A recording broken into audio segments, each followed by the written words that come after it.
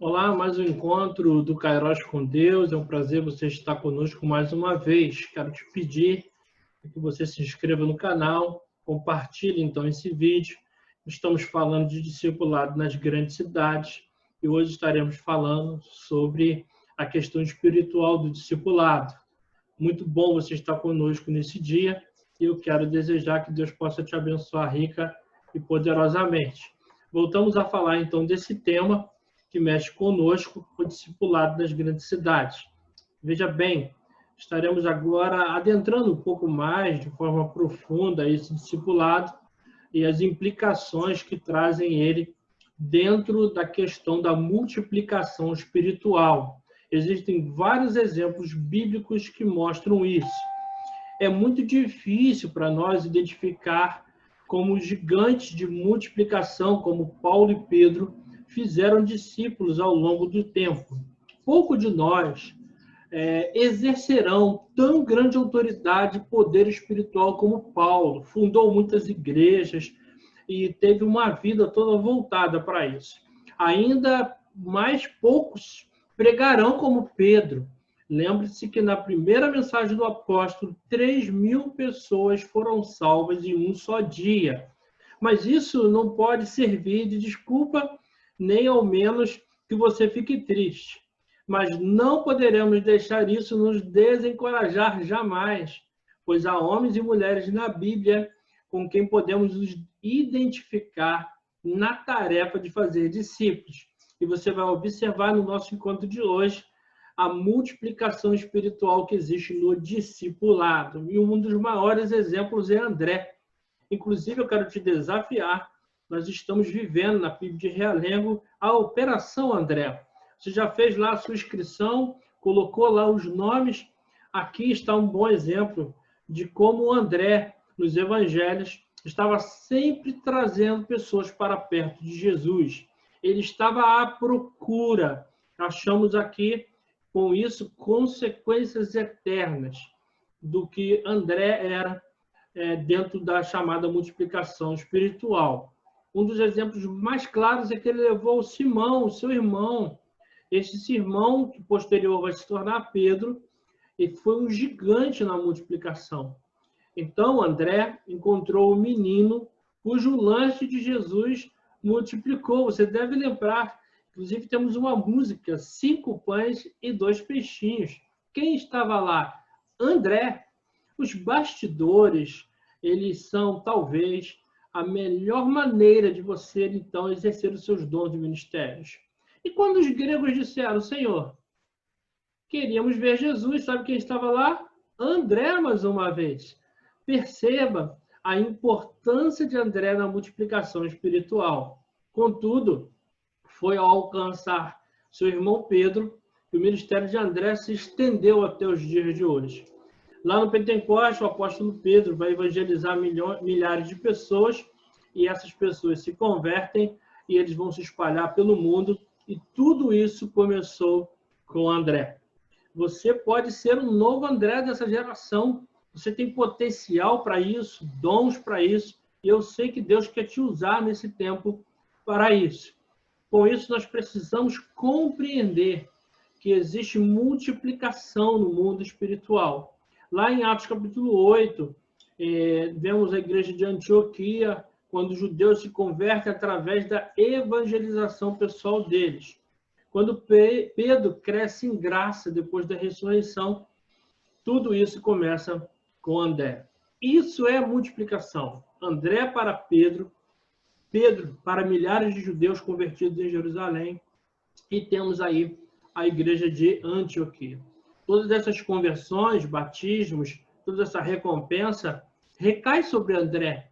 E nós precisamos aprender com André o que é ser um multiplicador espiritual.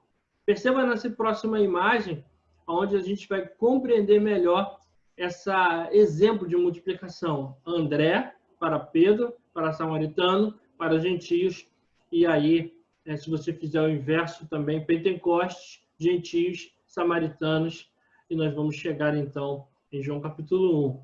Repare, a semente que você plantar hoje, seja na sua casa, seja na igreja, ela vai multiplicar a 100, a 1000 e até a milhões. É desta forma que você pode expandir o seu ministério ao redor do mundo e alcançar pessoas de forma poderosa, seja num canal da internet, no WhatsApp, nos pequenos grupos. Você pode ser o André da nossa geração. João, o apóstolo, também treinou homens, e nós temos 3 das suas epístolas dirigidas a líderes eclesiásticos, que revelam a sua responsabilidade como pai espiritual. A história da igreja registra que João ganhou, treinou uma testemunha dinâmica chamada Policarpo, que por seu turno, pela sua vida, alcançou e discipulou Irineu, que se tornou um pastor. Esses homens deram as suas vidas durante as perseguições no segundo século. Contudo, através da multiplicação, o seu ministério continuou até nos dias de hoje.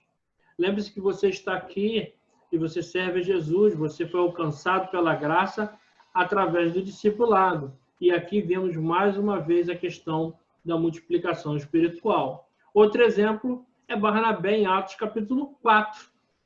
Encontramos um cristão chamado José, homem suficientemente próximo dos apóstolos para receber o nome Barnabé, o encorajador, é o significado do nome de Barnabé. Barnabé sempre olhava para os problemas passados das pessoas a fim de visualizar o potencial que enxergava nelas pela graça de Cristo.